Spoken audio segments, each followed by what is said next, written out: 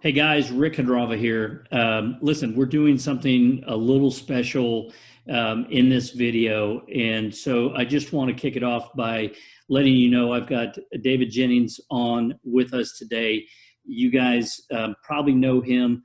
He's got a book launch that he's done this week, Systemology.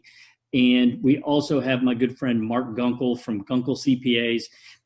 Mark has kind of raised his hand and said he's willing to be on the hot seat with David today. And we thought it would be really cool to use David's methodology of systemology and apply that with a conversation with Mark. And so I tell you what, without further ado, let's hand it over to David and Mark, and let's just kind of kick things off and get that going. Fantastic. Thanks for the intro there, Rick. And Mark, just for the people in the group who don't know you, because I'll jump in and tell a brief sort of intro on myself. Can you tell us a little bit about, your practice, the size, the type of work and clients that you work with? Sure. I'm a CPA. I've been in public accounting for over 28 years. I worked for a small firm in Oklahoma City for about 2.5 years when I graduated from college. Found my way to Stillwater, Oklahoma. Began working for this firm that I now own outright. I just kind of worked in the trenches many years. Became a partner, and a little over 15 years ago, bought my previous partner out. We've continued some nice growth. I have a full-time staff of 8 right now, including 3 other CPAs. And it's been quite a journey. Yeah. One thing I always like to find out is some of, I suppose, the ideas people have around business systems. When you think of business systems, I suppose the first question is, why would someone want to install business systems, as far as like some of the benefits? You've been in the game for quite some time. You've probably read a lot of the books. I'd love to know what immediately bubbles up for you as to why someone might want to systemize their business.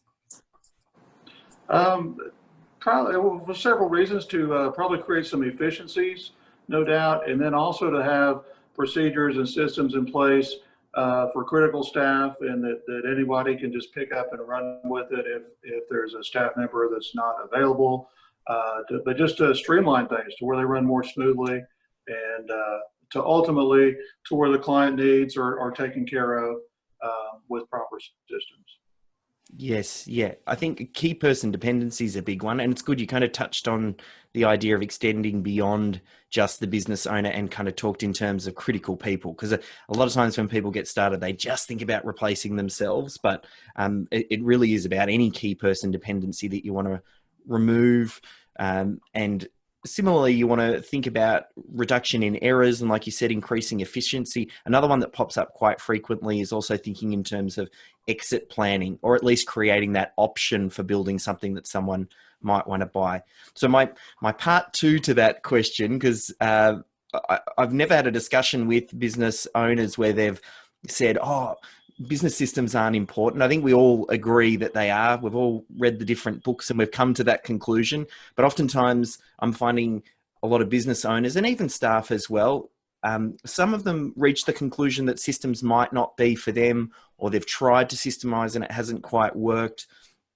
I'd love to know if, that real honesty of when you think or hear about the word business systems, is there anything that pops up in your mind about why you may or may not have systemized the business to the level that you'd like? Like, what are some of the challenges with doing the systemization?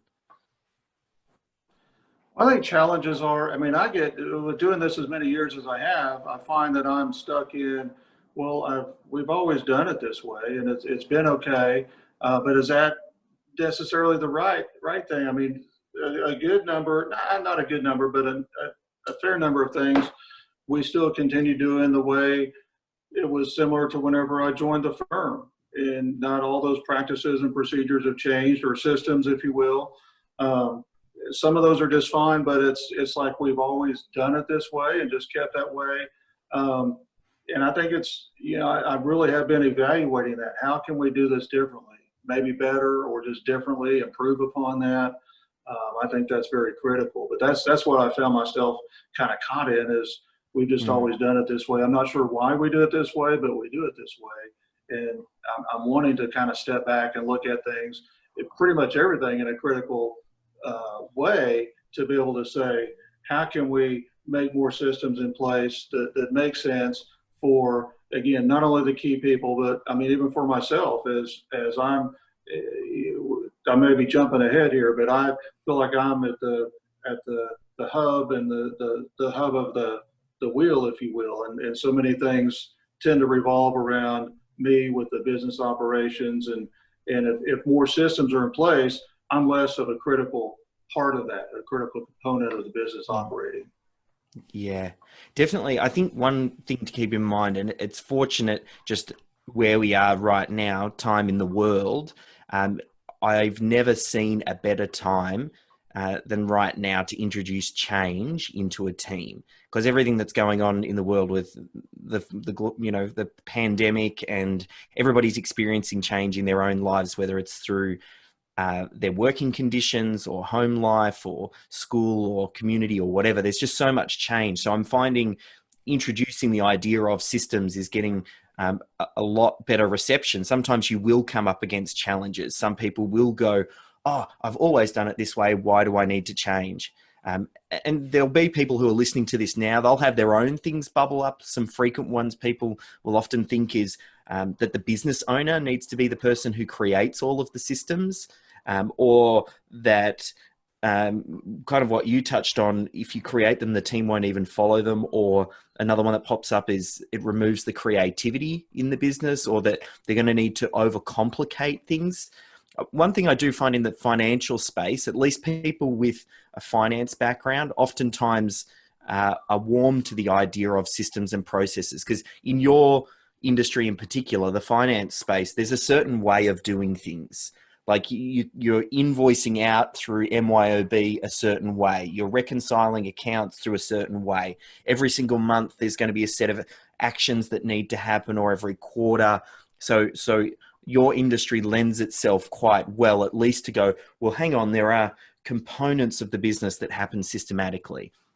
So we'll try and zoom in a little bit on that. And the goal of today, like, I'm very passionate about systems, and my dream is to free all business owners worldwide from the day-to-day operations of running their business. So I want to help business owners like you get out of working in the business. That's what I'm here to do, and that's a big part of what Systemology is all about. To do that, and what we'll focus in on today, we'll think a little bit about I call it the 4 stages of business systemization, and we'll go through, try and plot where you are on that. Think about where you want to get to. The person who's listening to this now as well, like, because this is going to a wider audience, can also plot themselves on that as well. It's all about much easier to get to where you want to go to if you know where you are. Then we'll also have a look at maybe some of the missing components for if you've tried to systemize. Sometimes people think, oh, it's just a magical tool. Like, if I end up getting a piece of software and I install it, maybe I use Carbon, or maybe I get some new checklist software, and if I get the team to follow that, that's going to make me a systemized business. But there are more components than that, and you touched on it in the email that you sent to me, and also a little bit earlier, that idea of getting buy-in. Some staff are in, some staff aren't. So buy-in is also a big part of it. We'll touch on that. And then we'll move into the Systemology model, which really is just a great way to think about different, once we know the key objectives, what are some of the ways that we can rate where your business is at right now? So again, we'll be able to color code the Systemology chart to then go, oh, okay, well, this is an area that might need attention. Because you've been in the game for quite some time. You're a professional who's experienced at what they're doing. So you're going to have parts of this model very well worked out. So we just need to figure out where the red bits are, and then that gives you something to focus on. And then lastly, depending on how we go for time, I've got the first step in the process we call creating the critical client flow, which is just about identifying the minimum systems required for the delivery of the core product or service. And if we do that, that can be a great way to narrow the focus of which systems should you create. Because a lot of business owners, they get overwhelmed on, well, where do I start? There's hundreds of things I could systemize. And if we can just narrow it down to the handful that really deliver that core product or service, that's a great place to start. And at least we can plug in some holes. So they're kind of the direction that I wanted to head. I've got one little visual I want to show, which I'll run through just now. I'm going to do a little slide share, and then we'll get into those points that I mentioned. But I'd like to just talk a little bit about what a system is, because I feel like there are lots of different terminology. So it's good to kind of get everybody on the same page, and also think about compartmentalizing their business in terms of the different departments and systems that make up those departments. Does that make sense? Yeah, Sounds perfect. great. Sounds great. I might just see, Rick, are you able to just boost me up to be a host, and I can do a quick screen share? I should have spotted that just before. And then we can just... perfect. That's the trick. All right. I'll just hit share here. And then if you guys can just let me know when that pops up. We can see it. Perfect. Okay. There it So is. we talked a little bit about what I want to cover. What is a system? 4 stages of systemization, some critical outcomes, and then the systemology model. So the first one around what a system is, a lot of people, when they hear the word system, there's so many different phrases. Some people think software system, or they think process or checklist or SOP or standard operating procedure or work instruction. And I find while there is a difference between some of those words, and some of them will describe different types of systems, I always just use the word system because it's most simple. And I like to kind of get rid of all of the confusion and just focus in and say, well, a system is just a series of steps that when you follow it creates a consistent outcome. And those steps end up getting defined, and that can be in written format, video format. Sometimes it's got a flow chart. Sometimes it's down at the micro level. So a system might be an instruction on how to issue out an invoice from MYOB. Or it might be at the high level, where it might be a system for, the flow that a client goes through when you onboard them and you set them up into your project management platform. And it might be, at a higher level for a project manager to look at. So I like the idea of system with that definition, just a series of steps that when followed create a consistent outcome, because it kind of fits in just about every scenario. And I always talk about this idea of unhealthy systems, because systems exist whether or not you recognize them or not. Like for an unhealthy system, if you eat poorly, you don't exercise, and you have a bad unhealthy lifestyle, you end up getting overweight and unfit, and it's unhealthy. Now, regardless of whether or not you're aware of the system or not, you're still going to feel the effects. You can't say, oh, I didn't know if I wasn't going to exercise and if I wasn't eating right that I'm going to become overweight. It just is. So something to keep in mind, that these unhealthy systems can create an unhealthy result. And if we at least become aware of the systems, then we can start re-engineering the systems, working on the systems, and then we can start to improve the performance. So translating that to business is a system. Like your whole business is a system. And there are different components, like it's a collection of systems. So there's, operations and sales and marketing, HR, management. People watching this might have their own different departments or own terminology. Some people might break, sales and marketing into 2 separate departments. It all depends on the size of the business. But the idea of becoming conscious that your business is a collection of these systems, and then understanding that if you're having problems in your business, every problem is the result of a poor performing system. So if you don't have enough leads, then you've probably got some poor lead generation systems. If you're having trouble with your sales, or if you're having problems with clients where you're saying, oh, I always get frustrating clients where they're following me up every second day and they're on the phone. Well, maybe you have a poor onboarding system for them that doesn't outline the expectations so they know when you're going to communicate with them and when you're going to get back. Or some people say, oh, I just don't have great quality staff. Well, you probably have some recruitment issues, the way that you actually find systems thinking individuals and have that as part of your recruitment and onboarding process. So just becoming aware of these systems and some of this is just really filling in some gaps for some people watching this. You can even drill into it even further where you go, then there are subsystems underneath those departments. So finance, you might have some expense systems or issuing out invoices or reporting. So there are subsystems underneath. So the actual skill becomes, because this can be a very overwhelming task, thinking, well, literally there might be hundreds of thousands of systems that I need to create to systemize my business. And especially when people look to something like McDonald's has been systemizing for 60 years. They're the poster child of business systemization. Everybody looks to them, but they're so far down the track trying to systemize like they are today, when someone may not have done much systemization, really just sets someone up for failure. So it's the 80-20. How do we find the 20% of the systems in each of those departments that carry most of the load for that department? And how do we then polish those, at least become aware of them? And then how do we get some mechanisms in place to spot problems and change the thinking of the team? So everybody goes, whenever there's a problem, it's a problem at the systems level. How do we then create the systems solution for that to solve it perpetually? So it's just, I kind of like to just go through that, mainly just because it sets the stage. And I give a little example of what a system can be. I do really simple systems. Like I very rarely do the flow charts to start with. A flow chart might come later. I like a system. Oftentimes it's just a screen recording to start. Maybe it's a Loom or a screen capture or a screen flow or whatever people use to record what's going on their screen. Maybe it's a Zoom. You record a task getting done.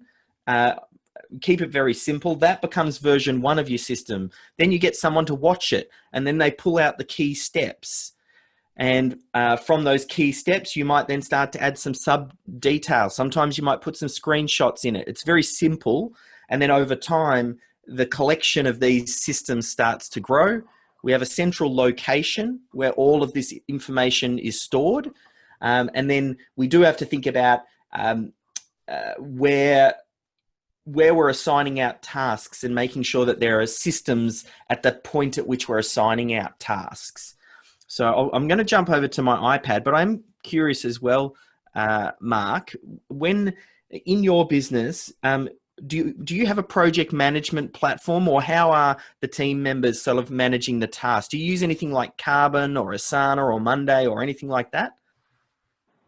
Well, it's like pretty much a integrated Excel document that we use to track kind of projects, if you will, and status of projects at this point. Yeah. And Rick, what are your thoughts on what you've seen with some of the clients and people in the mastermind as well? What do some of the team use for managing projects, like the project management side? Well, I think it's all over the place. I think I've actually seen Excel, and I've also seen people using Asana, different CRM programs for workflow. I've even seen the old paper files for a lot of small businesses, from onboarding all the way to their financials and their reporting. So it really, David, to answer your question, it's kind of all over the place, which I think, works for some people, but I think they lose sight of what they're giving up by not having a very formal system in place. Yeah. And I'm a big fan of Excel sheets, and I mean, we've migrated to Google Sheets, and that can work really well depending on the size of the client load and the size of the team. You can get pretty far with spreadsheets and things like that. You can build quite a successful business, not only just for project management, but then also even for like the sales pipeline and customer sort of lead management, thinking about how someone's moving through the progress. So it can work quite well. One of the challenges we find, which we'll talk a little bit more about, is making sure that there's no room for confusion for how a task is meant to be done. So when we assign a task, we also like to, at the point at which that task gets assigned, have a link to a system or a process that explains how it's done. So sometimes team members will, if they're super experienced and they've been with you for a long time, once they get your system and process, they might not open it up every single time. But if you have a system or a process there at the point at which the task is assigned, it makes it much easier from a management perspective. If someone checks something off and they haven't done it following the process, you can say, hey, where we assigned the task, here is a link to the system or the process. Obviously, you're still not quite there yet, so make sure you have it open each time you do it.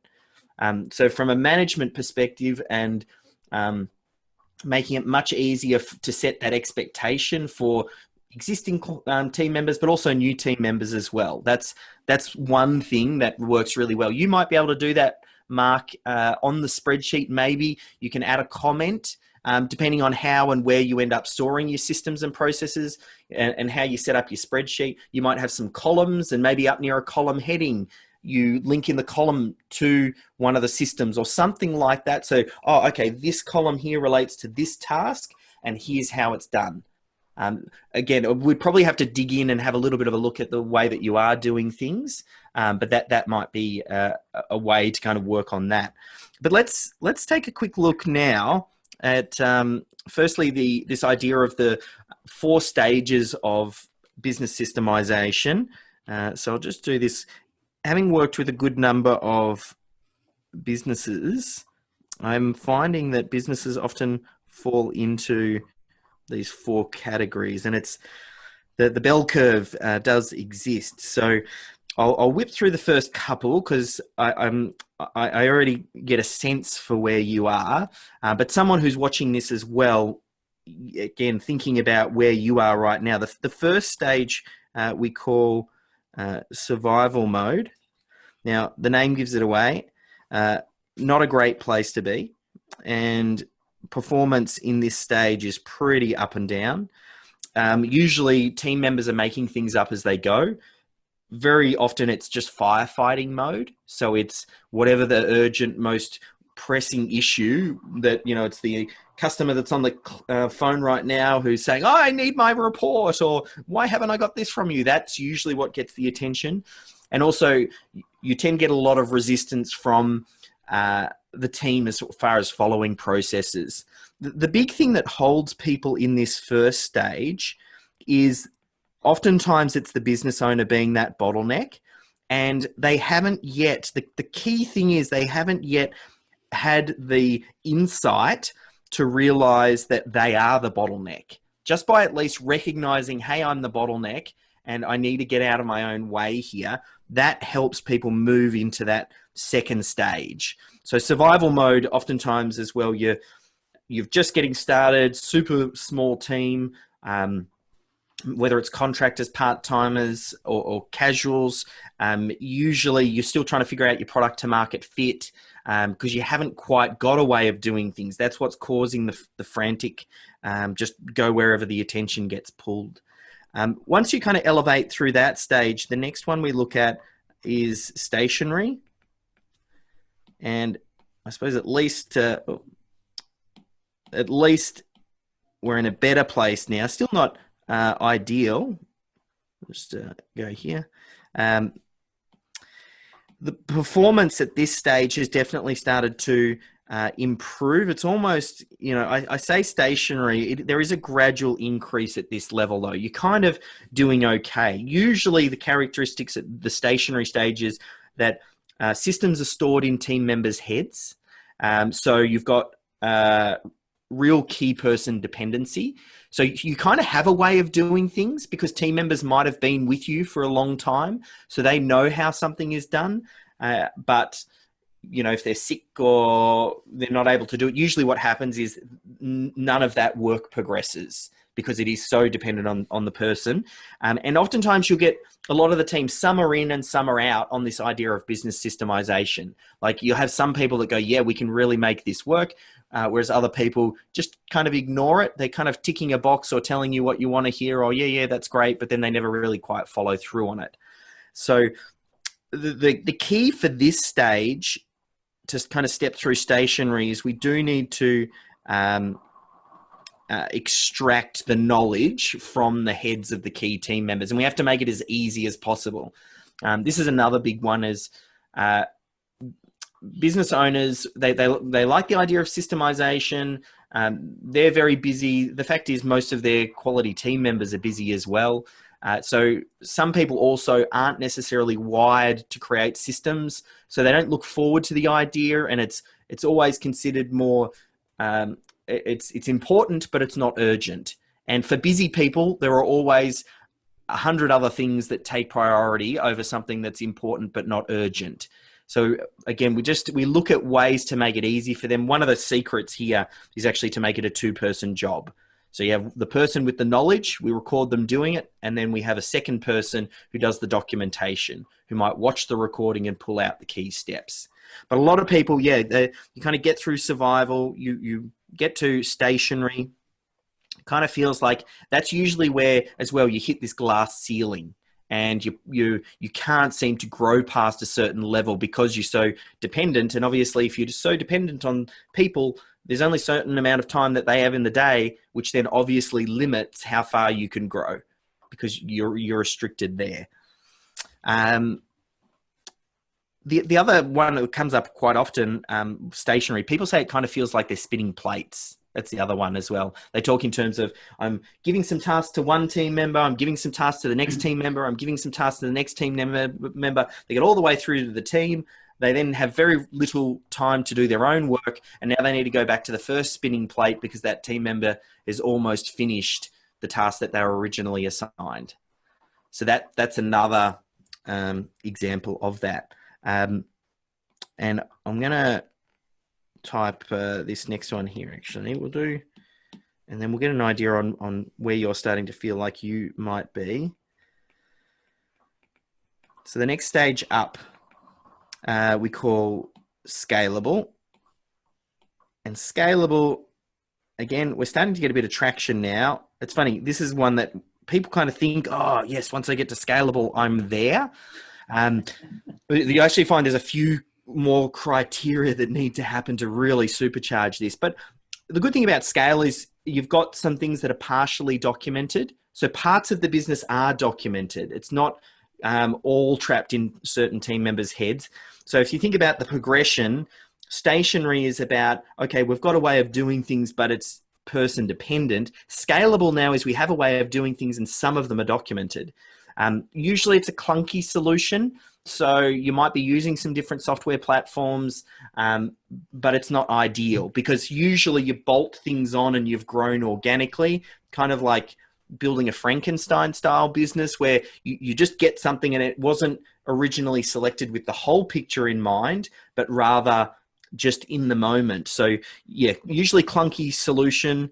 And the biggest one as well is you're constantly having to remind team members at this level to follow process. Like it's almost like you have to be that broken record at this level. Like, hey, we've got a way of doing things, do this. Have you followed the process? And it's continual. So oftentimes this one, the secret to move through this stage is then to start to organize the knowledge. So we then need to, once we get it out of the brains, get it into a place where it's easy to find.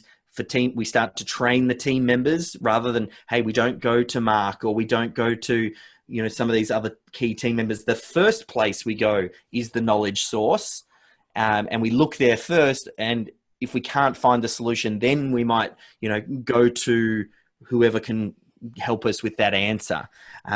The performance here does start to take off. Like, I mean, we we are at a point where we're starting to get some wins. But I mean, with the first few there, I don't know, thinking about stationary and even scalable, either Mark or Rick, I'd love to get an idea of, if you have a sense of what you've seen as far as other characteristics for some of these stages. Maybe we'll even start off with stationary. And Rick, I'll ask you, because I know you work with quite a lot of business owners. What are some of those characteristics that you see people as they're growing, more specifically, I suppose, from a system side of things? Well, I think you hit on it, is they are the bottleneck as they go into that stationary and they're starting to have growth, but they inevitably limit the upside. They hit that point where it just isn't working anymore because they've been doing so much of the work. They wear all the hats. And it's really, to your point, sometimes I see business owners, either mentally, they don't feel like anybody's going to do the job the way that they've done it,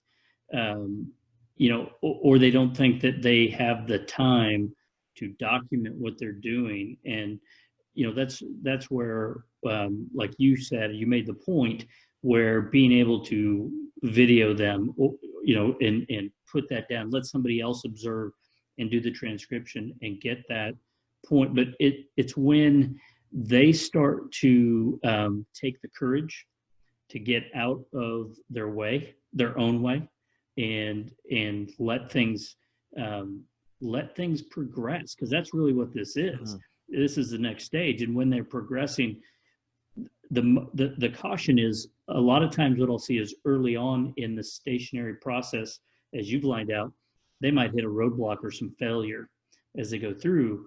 And some people from time to time will look at that and say, as if it's a sign that they're not ready to do it yet. And what I mean by that is they're not yet ready to put their processes into formal place. And it's the farthest thing from the truth. It's just a roadblock, and they've got to overcome it. But Mark might have a different view of that, different experience. But in the business owners that I talk to and work with, that's something very common. And Mark, you might still be on mute there. There we go. Well, I mean, I would say in that stationary sector that we're talking about here, I mean, a couple of things I jotted down. I mean, the spinning plates, I mean, I think that's very common in that I can picture this and feel this and have been through this. And some days I feel like I'm probably in all three of these at one stage or another. But in that, I mean, the spinning plates, you said the systems are important but not urgent. We've talked in our mastermind about different quadrants of urgent and important and this and that. I mean, at least at this stage, the business owner and the key people are realizing, hey, systems, we need them. They're important. We're not making them a whole priority yet, but at least they're coming to that realization that that's an important part to hopefully get to the next level and to morph into that. But again, back to the spinning plate thing, is that tends to detract from and kind of that comes to the forefront to deal with spinning plate, keeping those spinning, maybe some firefighting that's still coming over from the survival sector of that to some degree, that gets in the way of not making it a priority to systemize more, is how I see the stationary factor, at least from being in the trenches and seeing this through my business. What I love is that you hit on a point there about, and sometimes we can see ourselves in each of the three different quadrants, because what often happens is down in the survival and stationary mode in particular, I mean, that's where the business owner and the founder get started. Then they start to get some level of success. The actions that they're taking, because the business is growing, gets rewarded because you're starting to have success and you're starting to deliver for clients, and they love you and they keep coming back because of you, and you're able to deliver to a high standard. And then the business owner oftentimes picks up habits and you know, I'll call them bad habits. They were okay back in the day to get business up to a certain size, but then oftentimes they're the ones that hold you back reaching some of the later levels of business systemization and business growth. That idea of trying to keep across everything, the micromanagement, not necessarily letting go enough to the team and letting them step up. And also the other one I see huge is training the staff and clients to come back to you. Usually I see oftentimes the business owner is the knight in shining armor. They solve all of the problems. If a staff member has a problem, no worries. We go ask, you know, James, the business owner, because he knows the answer and he's always solves the problem and does so really, really quick. I mean, it was the same for me. I trained the staff to come to me. And similarly, I was in all of the marketing. So in my previous business, the digital agency, all the clients, they'd come through me. And if I was at the front with the sales process, then they would struggle when I would do handover to the back of house, because then even though now the operations team is delivering the work, if they still had a question, they had my email handy and then they would just come through to me. So I just kept on training everybody. Okay, I'm that center point. And that was a big part of it. And I think at each stage we pick up certain things, and really we're looking for an actual change to move into this final stage. And I call this final stage Scalable. And it's not necessarily about, hey, selling your business, but it is about building a business that is saleable, because a saleable business has a few different attributes, as we know. It's not person dependent in any way. Usually it's you've got the systems and the processes fully documented, so the business is able to operate with more precision and consistency. But most importantly, the biggest breakthrough that happens at this level, and it really is the big difference between scalable and saleable, is the staff and the team reach the point of saying, this is how we do things here. Because with your existing staff, usually that's where you'll get the most resistance to change. But as you grow and you bring on new team members, and if you've got certain systems and processes in place, over time, particularly those new team members, that's all they know. And this is the way that we do things here, is the point at which you want to reach. Because if you get everybody saying that, it's not about following systems and process. It's just about, this is how we do things here. And then it makes it infinitely easier to then move into like optimize. I mean, this is what I call that final stage. And what you do, you're looking to optimize the system, and you're in the pursuit of perfection. You know, you're never going to get there. Like you're continually improving. It's that constant and never ending improvement. But once you get to there, that's when, your business can achieve what we call complete business reliability, because you've created a solid engine that has it's about a change in culture. That's also why systems is quite hard for a lot of businesses, the bigger that they get, because to change culture, I always say the sweet spot for systemizing a business is anywhere between probably about 3 or 5 staff up to, probably about 30 to 40 staff. In there is the sweet spot for systemization. If you go too early, you're trying to systemize a business that you're still in survival mode. You haven't quite figured things out yet. Don't try and systemize something until you know it's working, because systemization is all about the replication of what we know works. But then on the other side, once you grow too large, you see a lot of these organizations trying to insert systems later. And that's why they need to get these change consultants who come in and charge like a wounded bull, because it's incredibly challenging and you're dealing with so many components. It just gets exponentially more difficult. But that's really where we kind of take off like a rocket. So in terms of where you feel like you are, Mark, and I know you had said you kind of put yourself maybe in a few different situations, like intuitively, if we kind of think of like a scale down the bottom, where would you say you kind of feel like you might be on that continuum? Well, I would say definitely in the scalable area. I mean, that for the large part describes where I am. I mean, we've got partially documented procedures, and when I say procedures / systems, but not fully, it's not fine-tuned. It's a little clunky. et cetera. But I definitely feel like I'm in the scalable sector right now, if you will. Perfect. All right. So the everybody who's listening to this now as well, you think about where you are right now, just as Mark did. Think about where you want to get to, which is we're moving towards saleable. And then we start to think about, well, what does it take to build a saleable business? So I've got one more model before we jump into the Systemology model. And it's more just I like the visuals because it just gets across an idea really, really quickly and helps give understanding as to why someone might not have got systems or processes to work in the past. Now, my picture here is of an iceberg. I sometimes have to say what it is just because it doesn't necessarily look like one. But that's an iceberg. And oftentimes when people think about systemization, they only look at what is above the surface. And that's when they're thinking about the tools or some sort of magical piece of software. You know, they hear about, oh, yes, if I get this, I'm going to become quite systemized. It's focusing above the surface. Obviously, what moves an iceberg, it's what happens underneath the water. No amount of rain and wind or whatever up the top is going to move it. So just focusing on the tools and the software won't end up getting the result. What happens underneath the surface, and there are three main criteria we look for. Firstly, we've got certainty, system certainty. That has to do with at least having the systems documented.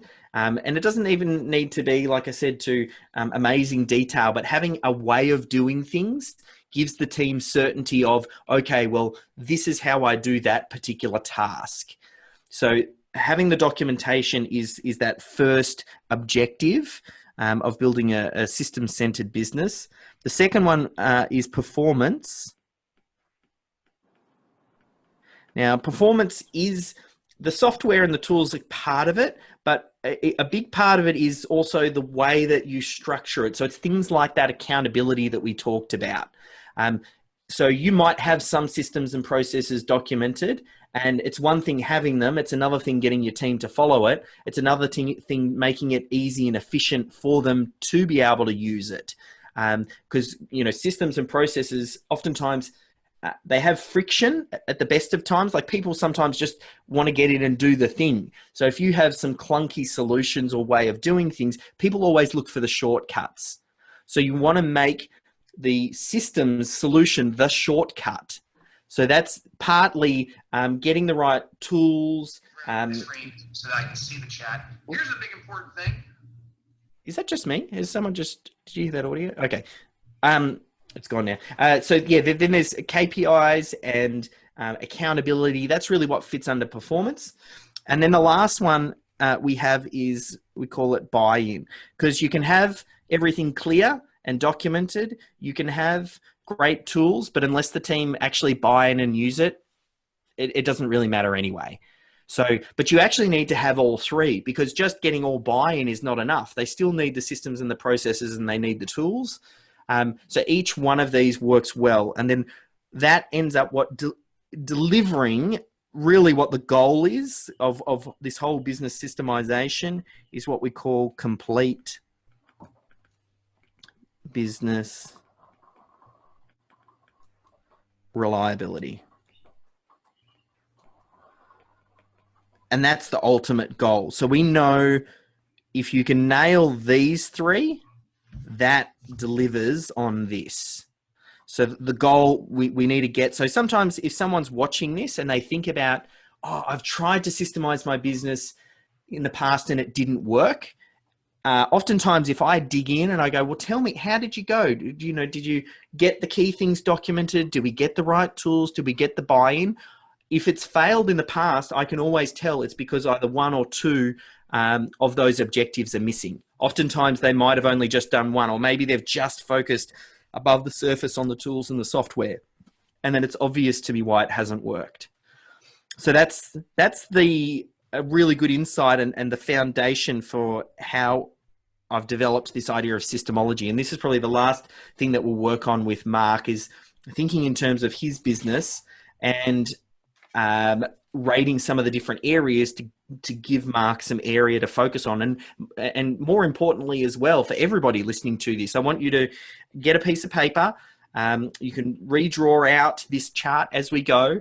And the questions that I'm asking Mark, I'm actually asking you. So at the center of everything that we do is looking to deliver complete business reliability. And to do that, we know that we have to deliver on the 3 key areas: certainty, performance, and then also buy-in. So they're the 3. And then underneath, basically what I've done is we've identified 3 accelerators for each category of, hey, you get these in place, and then that actually unlocks certainty, or that unlocks performance. And that's what we'll do. We'll kind of go around and we'll talk about each of these, and then we'll talk about thinking in terms of you, Mark, and then we'll rate them between green, which means we've nailed it, and yes, that looks like it's really well in place. Orange, hey, it's okay, but it still needs some work. Or red, hey, this is a real area of focus that might be one of the things that's holding us back in getting the team fully on board.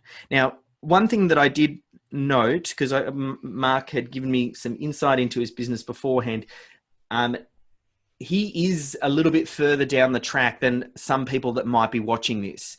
And he might also be later down the track. Like where you are is where you are, and that's okay. It's just about thinking this is a diagnostic tool to figure out what areas that you need to work on.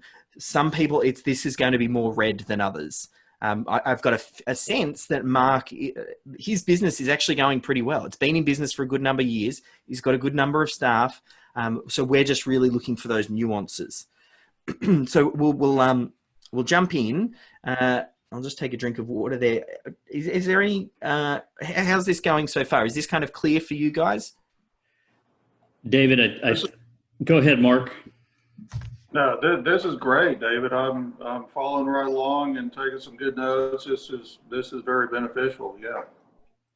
Yeah, perfect. David, I was gonna say, there's so many business owners, entrepreneurs out there that, they got into business because they're technically really good at something. They wanted to be their own boss. They wanted freedom. And we talk about this in all the work that we do, whether it's our masterminds or workshops, just talking with entrepreneurs. And what happens, like you're talking about, is you're going to hit the wall, you're going to become the bottleneck, and your ability, really, this is about a transformation from technician to the leadership and the visionary of your organization. And so this assumes that you already have your vision for yourself as the leader of the organization. And you can have a mission, you can know what your avatar for your client looks like, all these other things, but you can't really get to that next level. You can't have that freedom that we talk about all the time unless you do this. And you brought a really unique concept, a way of doing this. So I'm interested to watch you put Mark now on the hot seat, as I like to say. Yes, I think a few things happened for me to get this insight. One was because I got stuck in my digital agency for probably about, I would say, 10 years too long. But what ended up happening is we built a sister company that was under the big brand, and it was a video production business. And I don't know how to work a camera. I don't really do editing. So from day one, I had to build that business without it working with me. That is one of the key pieces that changed the game for me, because you're exactly right, Rick. Someone oftentimes sees a problem in the world or something that they think they can solve. Maybe they're a hairdresser or a gardener, and they think, oh, why am I working for this guy? I can go out and do it myself. They start their own business, and then very quickly we realize that running a business that does the thing doesn't necessarily mean that or just because you can cut hair doesn't necessarily mean that you can run a hairdressing business. And it wasn't until I had the chance to see a business and build it without me working in it from day one, that I was then able to remove myself. But most business owners, particularly if it's your first business, you start in it. And that's actually one of the biggest challenges, because you pick up all those habits that I was talking about, and that's what ends up being the trap. It's very hard to break as well. I feel like, and that's why I do the systemology work, because I feel like systems is the least addressed area in business, yet it is so important. And the reason it's so poorly addressed is because usually the business owner, the founder, they're that visionary, they're a big picture person, and they see a problem in the world, they move quick, they're hustling, they get it done, they put out the fires, all those things that you have to do to get it off the ground. But then to move it through to that next level, they need to be the detail-orientated person. They need to be able to manage a team, a lot of the things that oftentimes the founder isn't strong at, and it's actually the blind spot. So that's why so few people shine a light on this, because it's in the blind spot. And I had another key insight when I worked with Michael. So I did some work with a guy, Michael Gerber. I know you've got an older group of business owners, Rick, so people will probably appreciate that name and the E-Myth. But when I worked with Michael, and I'm still doing some stuff with him today, I found out that dirty little secret about Michael Gerber, which I didn't realize reading the book. And it wasn't until I worked with him that I said, oh, this is obvious to me now. Michael, he doesn't really like systems and process. Like, he's not a detail orientated. He doesn't write out systems and processes. That's not his thing. He is a creator of the first order. He sees big problems, but what he did recognize is that how important they were. So that's why he spoke to that. But it's very rare where you get a visionary who then talks about systems and processes, because it's different parts of the mind. And that's, again, one of the reasons why I feel it's been so poorly addressed, and why I'm kind of called to what I'm doing, is because I don't love writing systems and processes. That doesn't get me excited. I get excited by the result that the systems and the processes brings for the business owner. And that's what I'm passionate about. So I talk about, well, I read the E-Myth, I got all excited about it, but where do I start? And it's a how-to manual. So yeah, I need to get back on track. Otherwise I'll start telling you too many stories. Okay. So let's focus in on certainty, and the three accelerators that I wanted to talk about. Firstly, is the customer experience.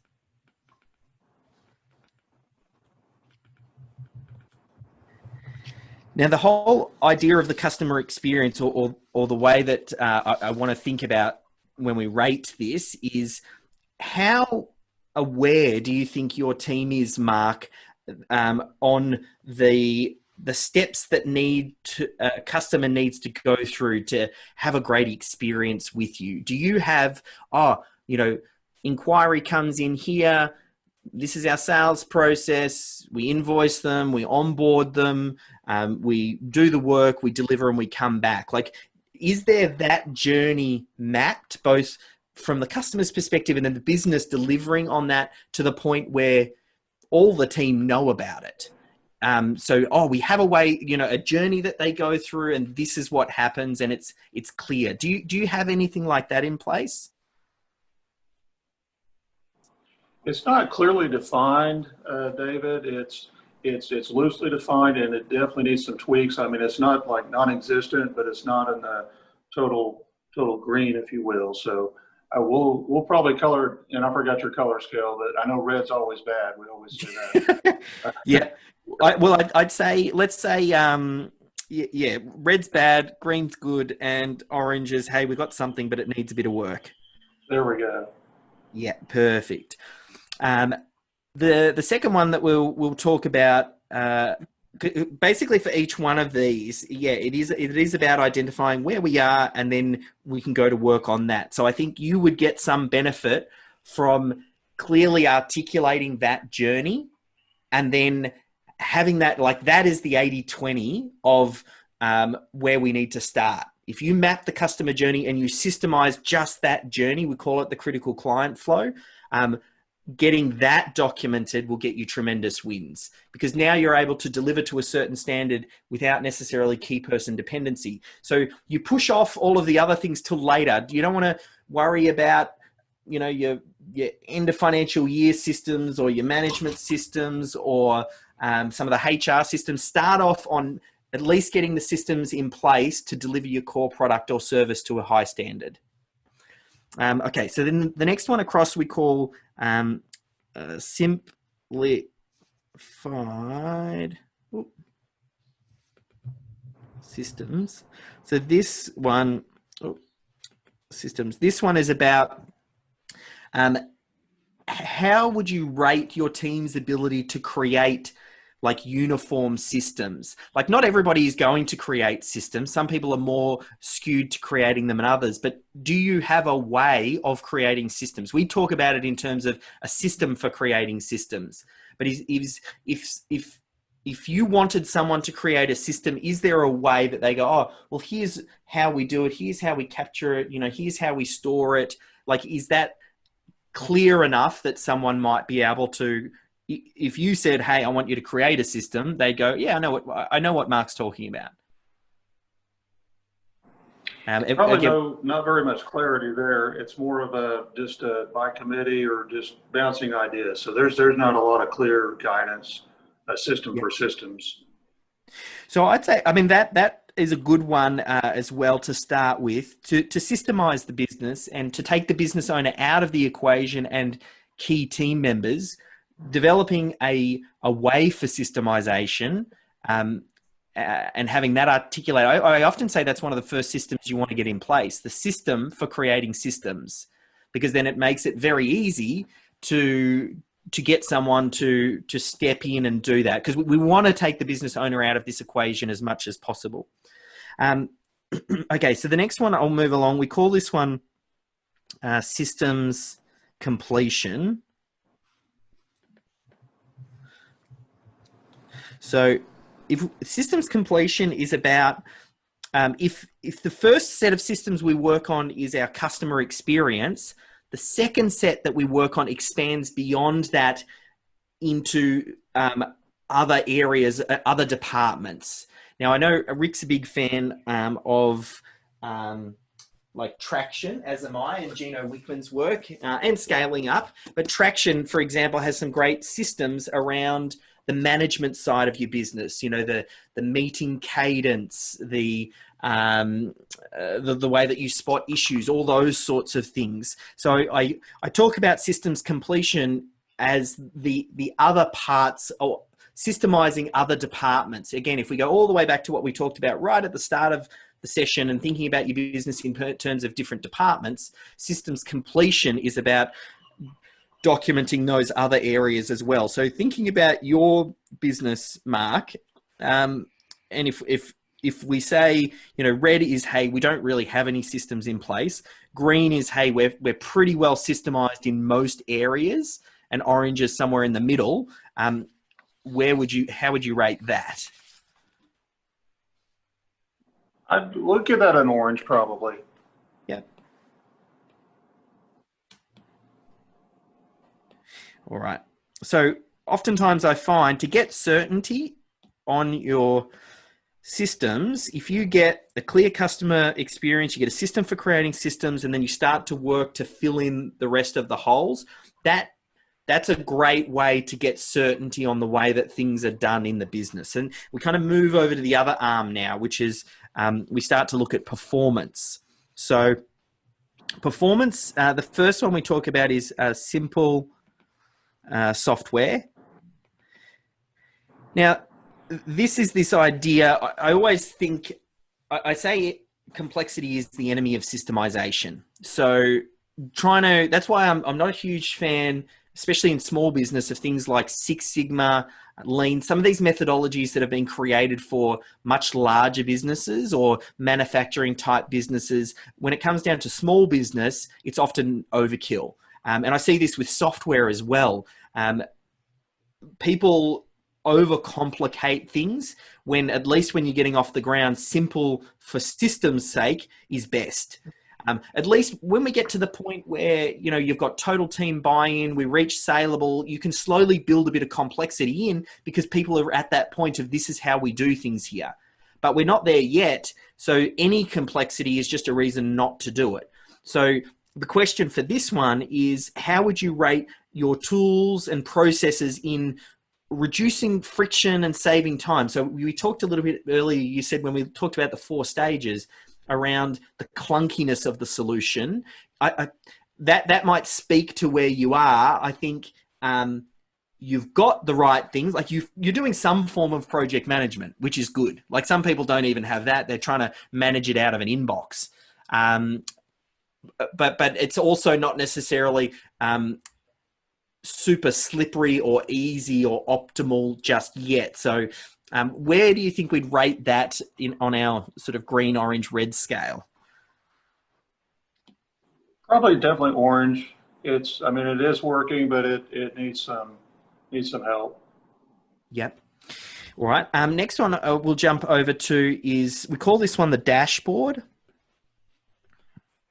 Now, dashboard is, how do you have a dashboard, and how well do you think your team knows your key numbers? So oftentimes I like it being in a central location, and oftentimes that's what you'd look at. Again, if we follow the traction methodology, when you meet with your leadership team, you'll be looking at numbers and you'll be tracking key things. Do you have any form of dashboard in place? And we'll say, red would be if you said, what are the vital numbers, your staff would say, vital numbers? What are you talking about? And whereas green might be, all right, everybody knows your vital numbers. We know where we are right now. How would you rate that?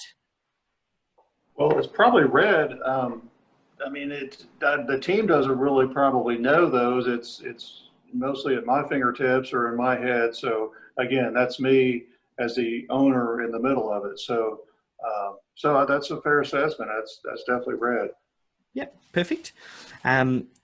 What I'm loving most about this, because I've done this so many times with some people, and some people aren't as open and honest. Everybody gets the most from this, and I think Rick taught me this lesson.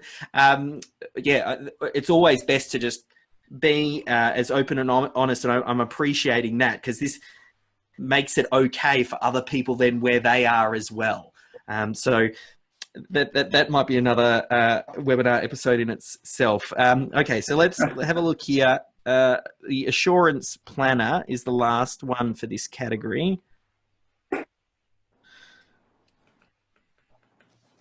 And this really dovetails in from the dashboard. If we think about the dashboard as where are we now, the planner is more about where do we then want to get to? Because you have your dashboard, that gives you an idea of your vital numbers, and then it becomes easier to set your goals and your targets and things like that. Because you can then, it's always, I mean, you can't improve what you don't measure. So first is dashboard, and then we start to think about improvement. Do you similarly, and it flows on, it's probably a similar category to the dashboard, but do you do any sort of goal setting, or in terms of targets that you want to get to, and they might not necessarily be communicated with the team, but do you look at that part of the business, or is it a bit more organic? Well, I mean, I have internal targets, and unfortunately they don't get shared with the team a lot. However, I mean, because of the dashboard and kind of how we're coloring that, I mean, that probably carries over to this section as well. But I mean, I have solicited some feedback from the team, and that may be part of the buy-in that we talk about next. But I mean, they're eager to be involved in that, and it said they want to be involved in that. So that's on me for not putting that out there. So this is eye-opening as we're working through this, David. But yeah, I see where that's going, but that makes sense. That would definitely be in the red category. Perfect. Hey David, can we kind of hone in on this topic for a second? Because as I'm listening about the dashboard and the assurance planner, Mark is very honest. and open about it, but he's also wanting to grow. I think I see this a lot in business owners, is they keep it too close to the vest. And I'd be wondering, from your own experience, both as a business owner who's kind of gone through this, but with working with other entrepreneurs, it's a pretty common thing. Extremely common. And the way that people handle it, oftentimes it's because the business owner feels like they need to have it all figured out. I remember, so Melissa, she was the lady who ultimately stepped in and started running the operations of the digital agency when I stepped out. When we went through that transition period, it was incredibly challenging for me because I was so used to doing things a certain way. And she introduced systems and processes and a way of doing things. And I remember anything that I was working on, I always felt like it was the most important thing. So if I needed something done, I would go direct to a team member and I'd say, oh, look, I've got this presentation next week. I need to get this slide deck done, these graphics. Can you help me out? And they'd go, okay, fine. And then they'd prioritize it. I'd gotten used to doing that, got to the point where Melissa said, look, you can't keep doing that because, we've got client work, you're moving back workloads, you don't necessarily understand the domino effect. We have a way of doing things. It goes in through our project management, it gets assigned with an appropriate due date, and you're just coming in and doing your own thing. Now, I agree because I put her in charge. I wanted to remove myself from the system because I wanted to build the business so it worked without me. But yet here I was undermining her by kind of going around things that she'd put in place. And I did it a few times, and it got to the point where she ended up writing a letter and posting it in Asana, our project management platform, tagged the entire team and basically said, next time Dave comes to you with an urgent inquiry or an urgent task, and he hasn't gone through the right channels, I want you to ignore him.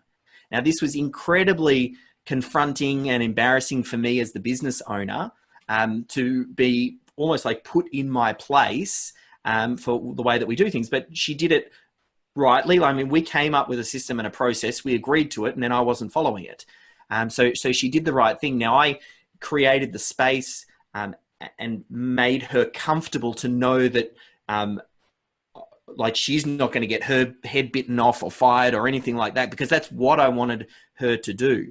So I do find oftentimes I used to think I was a great manager until I got Melissa on, and then I realized how much of a poor manager I actually was. And it wasn't until she came in. And I know oftentimes the business owner feels like they have to have everything figured out, but now I'm finding the quickest way to get a problem solved is you've got to first become aware of that problem and go, yes, this is an area that we want to improve and fix.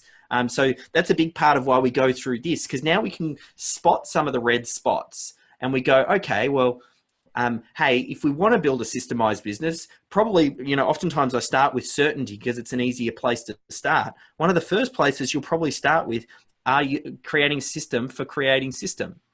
And then things with your dashboard, I just want to make sure one or two things are in place, but usually we jump over to the performance side, and dashboard is probably the next thing that you'd want to work on. So we look at the system for creating systems first, then I would consider getting a dashboard, and then I would create a simple system that makes it someone else's job, not Mark's job, to be updating the dashboard on a monthly basis. So that way the numbers are getting populated in, it's not reliant on you. And then when you have your meetings, you've at least got something to look at and talk about. So that's that. Yeah. Does that kind of hit what you were thinking, Rick? Absolutely. And what I can tell, if there's a business owner watching this, thinking about this, listen, once you do that, you almost feel the weight off your shoulders, because you realize you're never, if you're the smartest guy in the room, right? There's always talented team members that can step in there and, to your point, do it better than you did, which frees you up to do other things and go through there. So I just wanted to make sure that we got your input on that. So before we move too much further. Yeah, perfect. So we're on to the last side here, and that idea of getting the team buy-in is obviously really important. All three areas are, you got to get all three, but buy-in's often one that's missed because people just go, hey, I've got these things in place, but my staff aren't following it. And that's a big concern that people have as well. So the first one I have here, and I call this one the Strength Locator. All this one is about is how well do you think the team understand the strengths and weaknesses that the team have around systemization and even other parts of the business? Because the fact is, certain people probably may not be wired to create business systems. That's why I always say the business owner is the worst person in the team to be creating systems and processes. If it's up to them, it's never going to get done, and they're not usually a detailed person anyway, and that's okay. So as long as we recognize that they might not be the best person, how do we make it easy for that? How do we identify the systems champion in your company, someone who loves this stuff, and empower them to at least drive the initiative forward? Same with some key team members. Sometimes certain key team members, if you're going to try and to get them to do the documentation, it'll be like pushing a rock up a hill. Incredibly challenging. So again, it's about at least understanding where people are at. The reason I made this an important part for buy-in is obviously the digital agency, particularly in the video space, we had a very creative team. You know, they're making beautiful videos and, you know, they want things to look a certain way, incredibly creative. Try and get a creative to sit down and write a system and a process, and you will understand the word frustration. It is incredibly challenging. So the key is to find the easy path. So if we think in terms of our scale, where let's say red is we're trying to put square pegs into round holes, and green is we play to everybody's unique abilities. Does your team have an understanding of that sort of thing, Mark? Yeah, it's probably between the red and the orange. So I mean, I think we should probably go with the red on that. You know what? I'm gonna do something special for this one. There we go. There you go. Yeah, I like it. So the next one we've got, I call these ones our people systems. We're almost finished now, which is good. So the people systems is what I like to do is I like to embed systems thinking and the way of doing things into our recruitment and onboarding process. So when we run a job ad, we list here are 1 or 2 or 3 systems that you'll be doing as part of your job. And we put that in the actual job ad. So someone knows right up front, oh, they're a systemized company. They have a way of doing things. You know, we just make them simple. All I want them to do is to go, oh, there's a process here. That will turn some people away because they might not be the fit. And that's okay. Some people are systemized and some people aren't.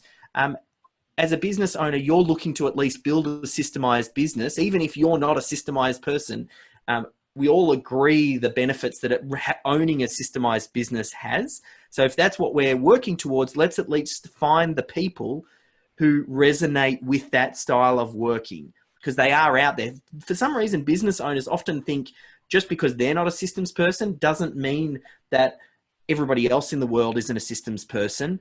Oftentimes, players love systems and processes because you define for them right up front how they can succeed in the role. You're saying this is, you deliver to this standard and you're delivering, you're doing incredibly well in this role. Players love that. They love to know how to win. Just because you may or may not like systems doesn't mean that everybody on your team or other people on your team won't. So we want to build systems into that recruitment culture, and also onboarding and bringing systems to the forefront is critical for that. So how would you rate, I suppose, how robust would you say your hiring and onboarding processes are? 1, do we have hiring and onboarding processes? And 2, is there any elements of systems-based culture built into it? So if we rate that one, we'll say, you know, red, we don't have any recruitment systems and 0 consideration to introducing the idea of systems. And green is, hey, we have a documented system process for the way that we find people, onboard them, attract and maintain these A players that are gravitate towards the systems approach that we're building into the business. Where would you rate that?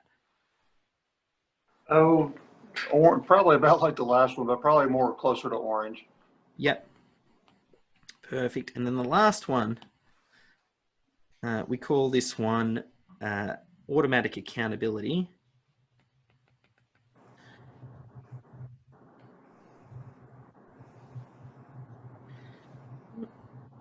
Oh, I've got it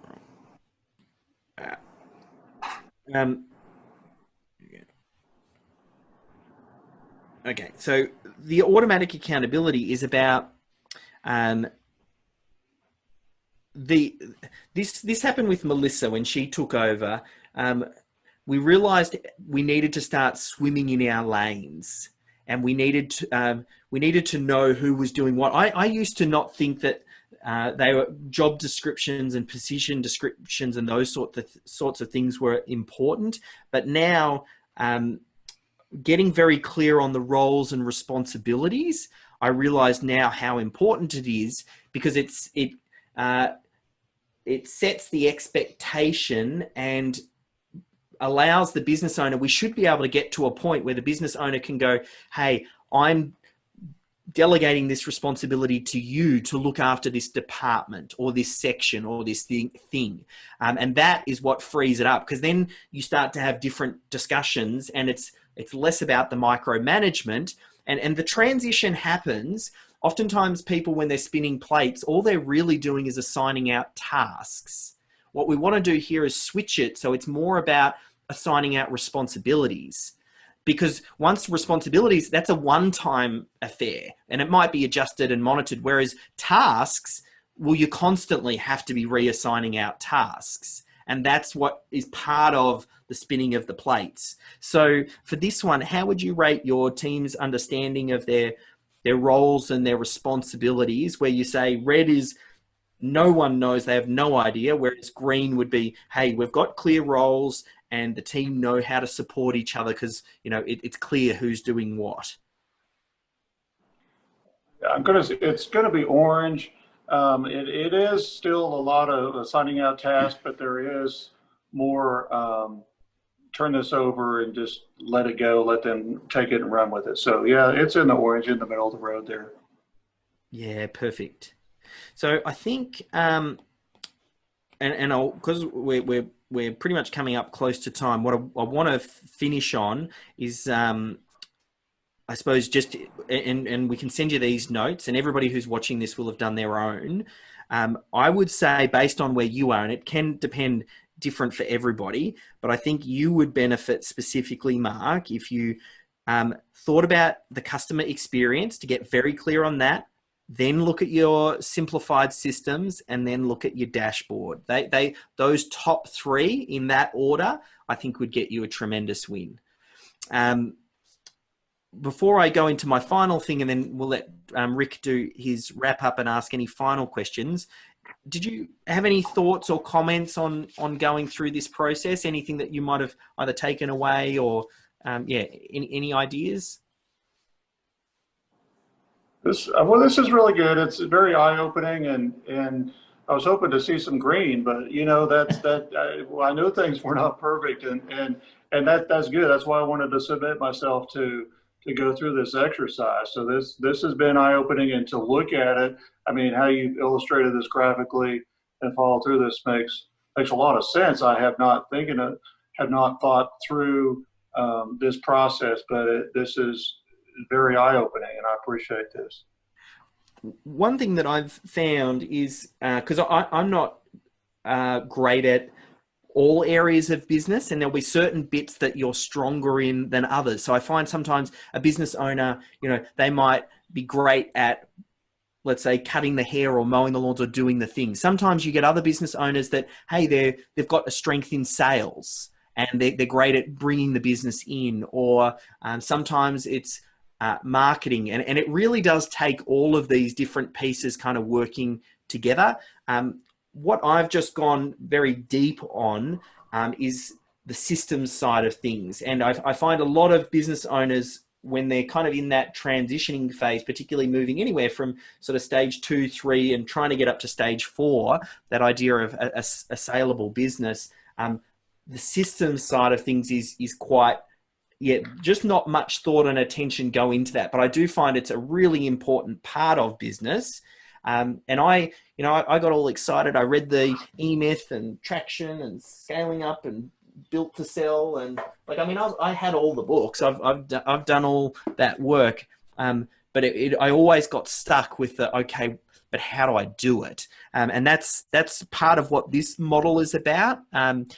It's trying to diagnose and then get a priority order and thinking about what are the key parts. The final thing I just want to mention, what I'm trying to do now, this is probably the biggest problem I'm still working on right now, is how do we move it from important to urgent? And I've been playing with a few ways around how to do that. I mean, towards the end of the book, Systemology, I talk about building the financial case for, how much is not systemizing costing you, as a way to try and build some pressure. The key thing is here, you are, and by you I mean anybody watching this video right now, and let's say this is now here. Over here, this is sometime in the future. This, let's say, is saleable, and down here is survival. And here the person is right here.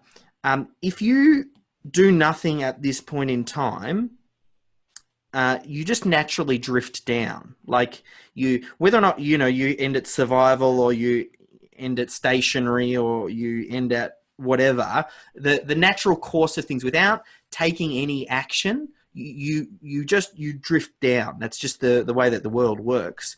To move up and get into saleable, to get on this track here, takes decisive action. Like, you have to go, I want this, and I'm going to lean into this, and I want to build a systemized business.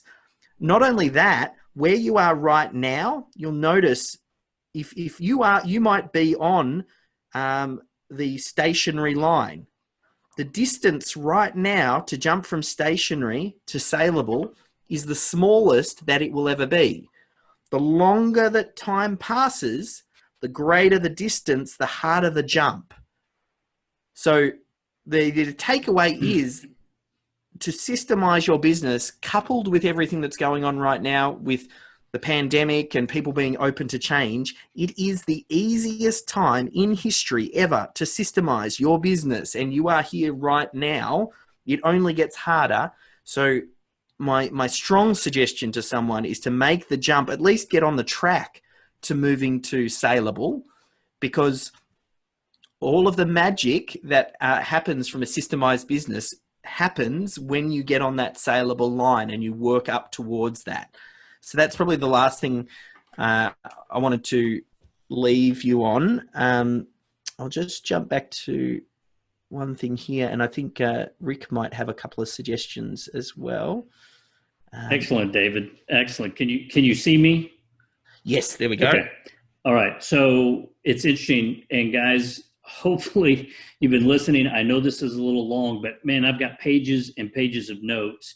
And David, one thing that I think on the buy-in that I took away from it as I was thinking through my experience and what we've done is, by doing the things that you've talked about in that area, you're developing career growth for team members as well. But it's really responsibility to the outcome, right? And they take ownership of what that outcome is with every job description and everything you talked about. Just incredibly important. But your last diagram, with where you are and your future and where you want to be, the thing about systems, and we talk a lot about selling a company, but the reality is you may want to transition it to family members.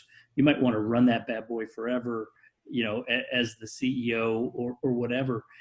But if I'm thinking about selling a company, or let's change the hat for a second. If you are the business owner, think about your company as an acquirer, right? And we know that our good friend John Warlow talks about this all the time. If I look at your business, David, and you've put in systems and everything that you've done all that work so it doesn't require you. And then Mark, we'll pick on you because you've been gracious and let us put you on the hot seat today. But let's say you don't have these things done, right? Me as an acquirer, I'm going to look at both your companies. Let's assume revenues are the same, the industry is the same, the client profile is the same. All those things are the same, but these things are missing in Mark's business. I'm just like anybody. I'm going to pick David's company to acquire and pay a much higher multiple. Maybe I'll be interested in Mark's, but I'm going to have to get a really good deal because I know the workload. And I know, by the way, I'm going to have to keep Mark on board, where David, nothing personal, but we can write you a check and say goodbye. Right. And that is why I think these things are really, really important. So the tail end, and it ended up being the epilogue in the book, was, so I systemized myself out of Melbourne SEO, hired Melissa. She ran that business. I was probably doing about half a day a week. We'd jump in and we were following sort of EOS, looking at the management numbers, those sorts of things. I had no plans on selling that business because every quarter I would get like my profit share as a business owner, very little work for me, and it was fantastic. And I thought, I'd moved on and started work on the next business, System Hub and Systemology, and Melissa had been trucking along for 3 years pretty much in that position, all dandy. Melissa gets an urgent family thing. She had to fly back to the US. She's based in Australia, but her family's in the US. Gets to the States, attended to what she needed to. She came back and she resigned. She said, look, I'm going to have to resign. Like, I've worked with her in numerous businesses over the years for, on and off over the course of 15 years. And she groomed her into that position and she was great at it. She said, look, I have to move back to the States. I've got some stuff I have to attend to. So she gave me 3 months notice and she said, look, I'm going to have to step out. At this point, System Hub and Systemology was starting to take off. And I was like, look, even if I find the right person, Melbourne SEO is going to pull me back in and I'm going to have to train this person up and it's going to take my attention away from Systemology. So I put a call out to the market, ended up finding a buyer in a very short space in time because of the systems, and the buyer who bought it cited 2 things. He said financial performance and the systems. He goes, it hasn't been working out without the business owner now for a good number of years. So I know that I can buy it, I can plug management in, or I can kind of step in and run it because it's at the point. And then I got a very nice exit for what could have potentially been a tragic outcome. I wasn't planning on selling the business, but it's just the way that it all happened. In hindsight, I'm loving it in that it became the epilogue for the book, and it feels like that business went through the complete cycle from start, germination of idea, all the way through to building team, systemizing, and then sale, which is the 4 stages in the Systemology, 4 stages of business systemization. And then I thought, I'll do this because this makes me the best example of what it is that I'm teaching as well. And you never know, like, systems just create options. That's all they do. They create the space, because that if it wasn't systemized, I probably wouldn't have had anyone who would want to buy it, because it was an agency and it was, you see this all the time, businesses that are just dependent on the business. They're not really a business. They're more like a job, and their jobs are hard to sell. Excellent point. And that is why I'm very passionate about you and appreciate you being on here and the work we do. And, let's talk about the book, because it came out just this week. I know it's on Amazon and I know it's going well. So guys, if you liked the information that David shared, and Mark was willing to share with us, pick up a copy, check it out. And, don't forget, David was on our podcast, The Over 50 Entrepreneur. It was a great episode. You can catch that on our website, epicsbiz.com/podcast. You can catch it on iTunes and wherever you get podcasts, it's out there. And our website, like I said, it's epicsbiz.com. Resources, you'll find the podcast and other information. And shoot me an email. You know, if you're not on our email list, we do podcasts, we do Freedom Series Zoom calls where we have great guests like David. Just email me at rick@epicsbiz.com. We'd love to add you to the list, completely free. And we've got some great, amazing guests continuing to be on there. So, David, thank you very much for your time. Mark, I appreciate you, brother. Appreciate you taking it. And I'm interested to see a copy of what David's put together on that. If nothing else, David, I think it'd be great to have that copy to put in the book. So, guys, until next time, listen, thank you very much. And we look forward to sharing this with you.